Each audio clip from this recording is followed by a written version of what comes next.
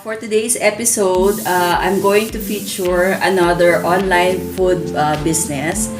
And ito yung, I think, yung mga iba dyan baka aware of these products. Ito yung mga tinatawag nilang taste like Jollibee na burgers at saka yung Lumpiang Shanghai nila. Okay, na mabibili sa murang halaga and at the comforts of your home. Ayun, so for guys out there, medyo practical itong products na to if magugustuhan natin. Okay, so watch out for my food review regarding these products that taste like Jollibee tsaka yung mga ibang products pa niya. Okay, so papakita ko lang sa inyo guys bago ko siya lulutuin. Okay, so ito yung 20 pieces na burger patties that tastes like Jollibee. Okay, so magkano lang pumapatak nun each, no? So instead of going to Jollibee, you can just fry this at the comfort of your homes for a much cheaper price. So let's find out later kung anong lasa niya.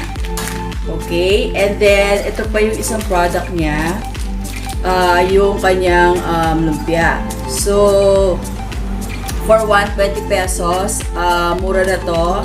I think it's around, bilangin natin ha, 2, 4, 6, 8, 10, 12, 14, around 30 pieces. 30 pieces na lumpia for only 120. And this tastes like Jollibee Lumpiang Shanghai. Okay, so Lumpiang Shanghai to. For only 120 pesos, you get 30 pieces na. Okay? So, really, very cheap siya. Okay? Tsaka, yung isa pang product na tinitinda niya is itong silvanas. Nabinuksan ko na kanina pa kasi masarap siya. Okay? So, ito rin is very affordable. Itong silvanas niya na tinitinda. It's only 120 pesos for 15 pieces. Okay, ito natikman ko na kanina pa, although papakita ko mamaya how this looks like. So, para makita ninyo. Okay, so nabawasan ko na siya. Ayan no, just goes to prove na masarap itong product na to at a very affordable price. Okay, so I'm going to cook later for the burgers. Yung I'm going to make burgers, burger buns with burger, and lalagyan ko ng cheese. And also I will make yung Jollibee version ng mushroom burger steak with mushrooms. Ayun. Burger steak ng Jollibee, okay? So, gagawa rin ako noon. And I'm going to fry yung kanilang Lumpiang Shanghai. Okay, guys? So, I'll be back later to show you kung ano yung mga niluluto. Hey guys, hi, we're back. And I'm going to make a mushroom sauce na tastes like Jollibee. Pero actually, nagawa ko na ito before. If you want to check out on my burger steak mushroom sauce, it is available sa previous videos ko. So, i-search nyo na lang sa aking YouTube channel.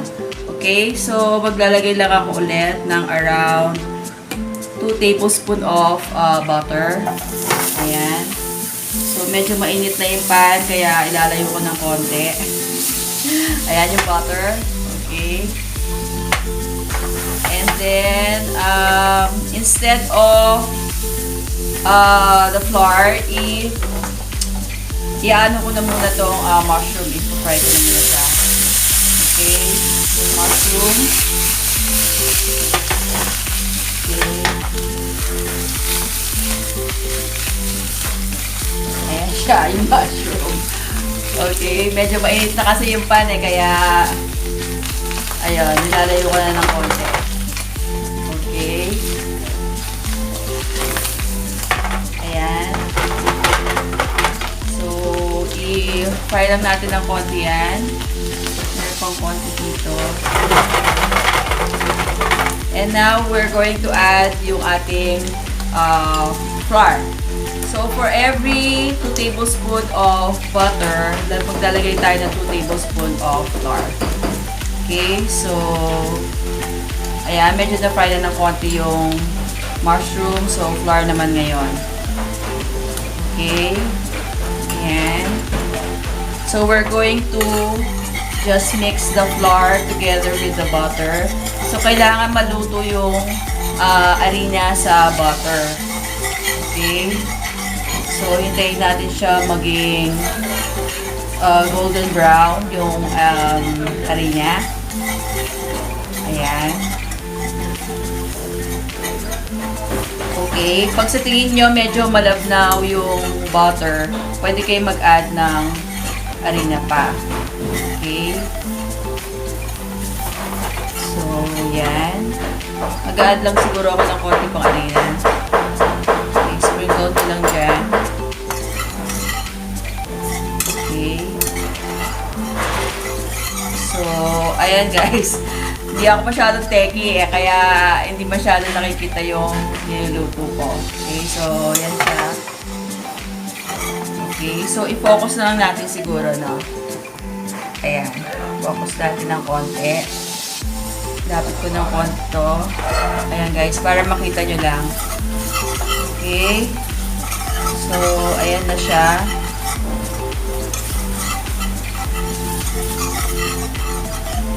Ayan. Pag nakita nyo medyo brown na siya, pwede nyo nang ilagay yung water. Okay? So, maglalagay na ako ng water. Ayan. So, at this point, pwede nyo nang lakasan yung fire. Ayan. So, maglalagay pa ako. Water. Ayan. So, yung water siguro, mga 1 cup siguro. Ayun. So, i-whisk nyo lang yung niluluto nyo para maluto yung harina sa water. Ayan siya. Medyo kumakapal na siya. Okay. So, hinaan ko lang ng konting apoy ha. Medyo malakas siya. Hinaan natin ng konti. Ayan. Lagay pa ako ng water. Okay, so maglagay na tayo ng mga pampalasa natin. Maglalagay ako ng kalahating beef cube na muna. Tsaka konting toyo. Ayan, konting toyo lang. Okay, so ayan, mix natin ulit together.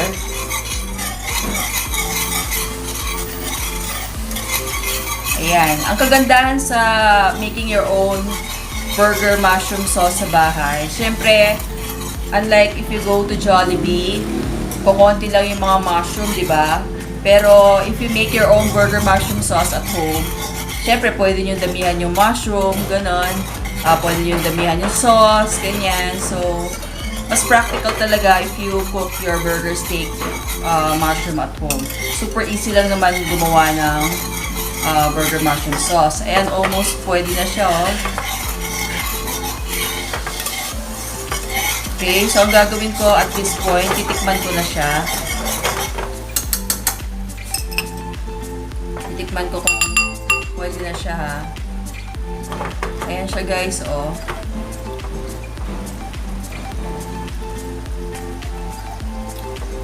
Sarap na niya. Ang sarap na niya. Pwede na siya.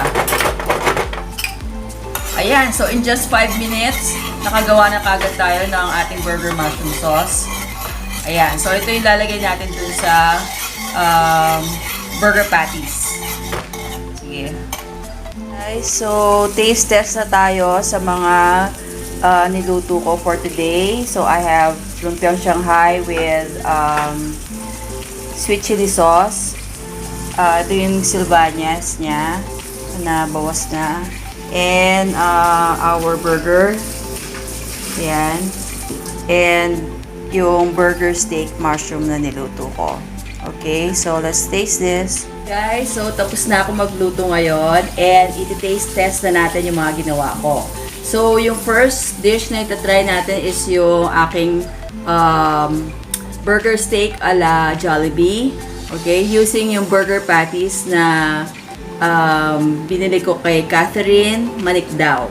Okay, so yung burger niya, accordingly, yung burger patties taste like Jollibee. Okay, tapos yung second dish, itong Lumpiang Shanghai, na finry ko lang. Okay, galing din sa kanya to, kay Manicdao. Bibigay ko yung mga details ng Facebook page niya later. So, yan. So, gusto ko i-sausaw yung dip sa Lumpiang Shanghai is a simple sweet chili sauce. Okay, you can just buy this sa favorite nyo supermarket, yung naka-bottle lang na sweet chili sauce. And then, another is itong aking cheeseburger. Okay, ala Jollibee din. So, ang ginawa ko lang dito, naglagay ako ng mayo, and then may cheese ako nilagay. And then, siyempre favorite ko greens, lettuce, and then yung burger patties that taste like Jollibee, and then yung ketchup. Okay? So, ayan lang yung pinipare ko. So, it's very cheap when you make this at home. Siyempre. At tapos, ang kagandahan pa kasi dito, like for example, sa burger steak na ginawa ko, if you like more mushrooms, you can put a lot of mushrooms. Katulad ako, naglagay ako ng maraming mushroom, maraming sauce, ganyan. So, if you wish to add more, you can do this at home. Instead, you buy it sa Jollibee, tapos mabibitin lang kayo kasi konti lang yung mushroom, konti lang yung sauce, ganyan. And same with the burger then. If you like to make it customized, to make it your own burger, you can make this at the comfort of your homes. And then for our dessert, ito galing din kay Manicdao. Ito ang kanyang silvanas. And na-try ko na siya kanina, pero itatry ko ulit siya ngayon ha. As you can see, 9 pieces na lang siya. Kasi pinapack na namin to later na mga kasama ko sa bahay. Kasi nga masarap siya. So, 15 pieces siya for 120 pesos. Ayan, 9 pieces na lang siya. Ayun. So, okay, let's try this one by one. So, ito yung aking burger steak na super ganda ang plating. Parang ayaw ko kainin. Okay. So, ayan. Try na natin siya. Wow.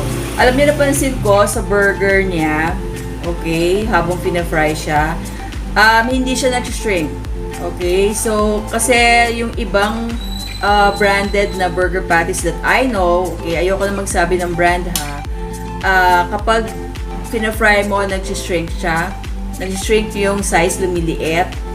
And what's good about this burger patties din, when I fry this yung observation ko lang, medyo makapal siya. Okay, makikita nyo naman yung kapal niya. O, ayan guys. Ayan, kung focus ko sa inyo guys. So, ganyan siya kakapal. Okay, makapal siya guys. So, ayan. Okay, so try ko na siya ha. Masarap to with rice of course, but titikman ko lang siya ng ganito. Pero later on, lunch namin to. Okay, so harap. Masarap siya guys. Okay, masarap siya. What I like about this talaga guys, makapal siya and very malasa. And kalasa talaga ng Jollibee. Hindi ako nagbibiro guys ha. Kalasa talaga niya. Siguro if I'll fry this a little bit longer para crispy yung edges niya, kalasa na niya. Okay? So guys, I recommend this, yung burger patties nila from Catherine Manicdao ha. I'll give you the details later. Masarap talaga, 2 thumbs up. Okay? So, okay na tong burger steak. I love this. And especially kung alam niyo yung paggawa ng mushroom sauce, which pinakita ko kanina. Pero if you want to go on into details about the mushroom sauce, meron akong previous video regarding this, yung burger steak mushroom sauce ko on my previous video. So, tignan nyo na lang doon, yung burger steak recipe ko. Okay? And then, let's try na the Lumpiang Shanghai.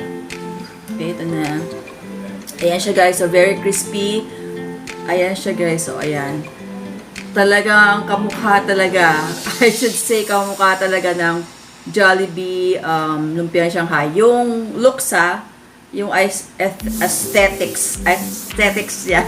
Okay, ayan. Okay, so dip na natin sa sweet chili sauce. Sarap. It's good. Kulang na lang rice, guys. So, talaga masarap talaga siya. Ngayon, isa pa. It's good. It's crunchy, it's meaty, it's flavorful, and most of all, kalasa ng Jollibee. Hindi talaga ako nagbibiro, guys, ha. Kakalasa talaga. Okay? Naku, mapapakain ako nito mamaya, guys. Mapapakain talaga ako. Okay, so, next, let's try my burger. Okay, so, ito siya, yung burger na ginawa ko. Okay. So, ang ano ko lang sa burger ko kanina, yung mistake ko lang, hindi actually mistake. I could improve this further by making the edges crisp. So, siguro konting luto pa ng konti para lang maging crunchy yung edges ng burger. Okay, so ito na guys, bak lang ha.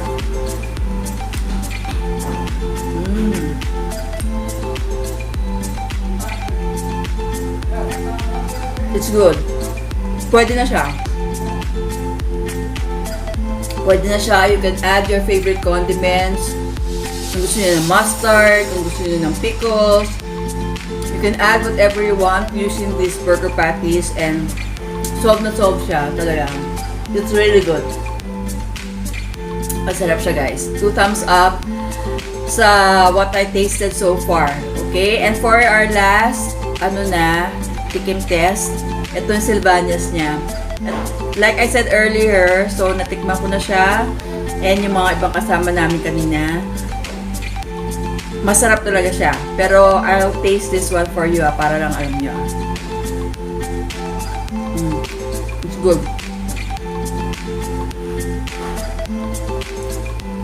Lahat ng gusto ko sa silvanas, I think kuha niya. Hindi naman that super, high quality standard silvanas. Pero pwede na siya. Hindi siya masyadong matamis. It's chewy. It's crunchy. Tama lang yung buttery taste niya, and sulit na siya talaga. At kasi it's 15 pieces at 120 pesos. So naka-box na siya.